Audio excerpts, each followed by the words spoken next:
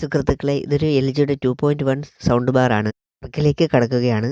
പുതിയ complaint stand by ആണ്. Remote sense ചെയ്യുന്നില്ല. വേറെ സ്വിച്ചുകളൊന്നുമില്ല ഈ മോഡലിന്.